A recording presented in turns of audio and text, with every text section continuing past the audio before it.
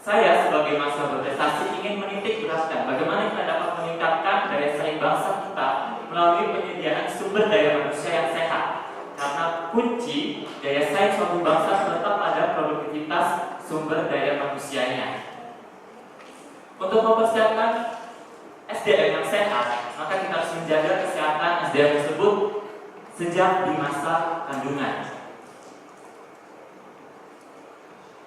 Salah satu penyakit atau kondisi yang menyebabkan dampak buruk pada kondisi perkembangan janin adalah preeklamsia. Preeklamsia merupakan komplikasi pada masa kehamilan yang ditandai dengan peningkatan tekanan darah berawal pada 20 minggu usia kehamilan dan juga disertai pembengkakan pada tubuh serta ditemukannya protein di urin.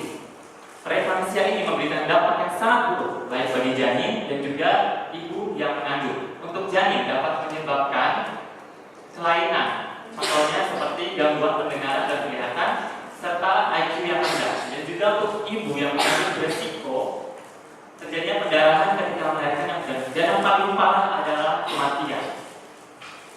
Lalu seberapa besar preeklamsia di Indonesia? Untuk di negara berkembang, wanita 7 kali berpotensi untuk mengidap preeklamsia dibandingkan di negara maju. Dan untuk di Indonesia, prevalensi dari preeklamsia sebesar 3 hingga 10%. Setiap tahunnya ada 4,8 juta bayi yang lahir di Indonesia. Dan alhamdulillah 10% dari bayi tersebut, yaitu 480.000 bayi, sangat terancam untuk terkena dampak buruk dari preeklamsia. Di samping kabar yang memilukan tersebut, kita patut berbangga sebagai bangsa Indonesia karena negara kita merupakan negara terbesar kedua dengan keanekaragaman hayatinya. Salah satu keanekaragaman hayati yang dapat dimanfaatkan adalah Spirulina platensis, Microalga crisi. Di dalam spirulina ini terdapat kromofon fotosyanobili yang terbukti pada uji hewan pengerat memiliki potensi untuk menghambat NADPH oksidase, salah satu penyebab utama terjadinya preeklamsia. Contohnya seperti spirulina platensis.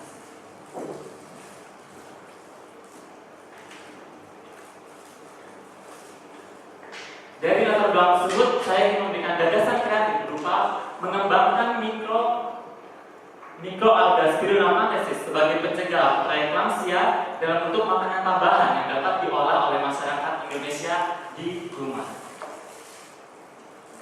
Tujuan dari karya tulis ini, yang pertama, menjelaskan kandungan nutrisi yang ada di dalam Spirulina platensis. Lalu yang kedua, bagaimana potensi dari fitosanobil dalam mencegah preeklamsia. Yang terakhir, bagaimana cara mengembangkan Spirulina platensis jadi bahan baku makanan tambahan. Sekarang kita akan mendalami seperti apa Spirulina platensis itu.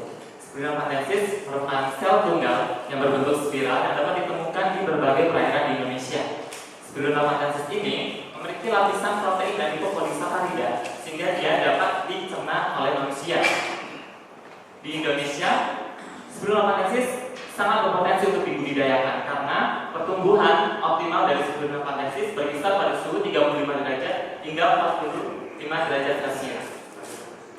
Di Indonesia terdapat 2 jenis Spirulina platensis yang dapat diolah, yaitu air tawar dan air laut. Di sini saya lebih menekankan untuk menggunakan air tawar karena dia kandungan natriumnya tidak begitu banyak dan juga tidak berbau amis, sehingga lebih enak untuk dikonsumsi. Spirulina platensis sebagai bahan sangat cocok sebagai bahan makanan tambahan. Bisa kita lihat pada tabel berikut. Spirulina platensis mengandung protein, lemak, karbohidrat, asam linoleat, klorofil, fitosianin, karotin, dan juga zeaxanthin. Dengan kandungan yang paling tinggi adalah protein dan juga fitosianin yang terdapat pada Spirulina platensis lebih tinggi dibandingkan spirulina lainnya. Untuk tingkat keamanan Spirulina platensis, Food and Drug Administration telah mengkategorikan Spirulina platensis sebagai GRAS, generally recognized as safe. Jadi dia aman untuk dikonsumsi oleh manusia. Dan Dietary Supplement Information Expert Committee telah melakukan penelitian dan menyimpulkan bahwa spirulina ini tidak memberikan efek samping yang buruk untuk manusia dan dimasukkan dalam kategori keamanan kelas A. Lalu sekarang fitosanobilin sebagai senyawa aktif yang ada di spirulina. Fitosanobilin ini memiliki sama struktur dengan bilirubin yang dihasilkan secara alamiah di dalam tubuh kita sebagai antioksidan. Dan mekanisme dari phycocyanobin ini meniru mekanisme dari bilirubin untuk mencegah preeklamsia. Itu merupakan reaksi mekanisme pembentukan bilirubin dan biliverdin dengan bantuan biliverdin redukase dan juga NADPH oksidasi. Sekarang saya menjelaskan bagaimana spirulina yang mengandung phycocyanobin ini dapat mencegah preeklamsia. Terdapat dua cara phycocyanobin dalam mencegah preeklamsia. Yang pertama, dia mengurangi produksi ROS atau radikal bebas di dalam tubuh kita dengan meningkatkan aktivitas NADPH oksidase untuk mengubah phycocyanobin menjadi bilirubin, senyawa yang mirip dengan bilirubin. Lalu senyawa tersebut akan menetralkan radikal bebas sehingga tidak terjadi stres oksidatif, yaitu keadaan di mana ketidakseimbangan antara radikal bebas dengan antioksidan dalam tubuh kita. Akibatnya tidak akan terjadi atau produksi dari faktor anti-angiogenik atau faktor anti pembentukan pembuluh darah itu banyak di dalam tubuh kita. Akibatnya arteri atau tali pusar kita, tali pusar antara janin yang menghubungkan janin dengan ibu itu dapat terbentuk dengan sempurna, sehingga nutrisi darah yang mengandung nutrisi dan oksigen dapat tersalurkan dengan baik ke janin. Satu spirulina matensis mengandung 14% phycocyanin. Dari phycocyanin tersebut terdiri dari 4,7% phycocyanobin. Dengan kata lain, apabila kita mengkonsumsi 15 mg spirulina matensis yang setara dengan 1 sendok makan, maka kita mengkonsumsi 100 mg phycocyanobin. Dengan 2 sendok makan setiap harinya, terbukti secara klinis dapat memberikan efek antioksidan yang baik untuk manusia. Sehingga saya menyimpulkan bahwa spirulina matensis berpotensi untuk dikembangkan sebagai bahan baku makanan tambahan. Lalu yang kedua, spirulina matensis ini dapat mencegah preeklamsia dengan mekanisme phycocyanobin sebagai antioksidan.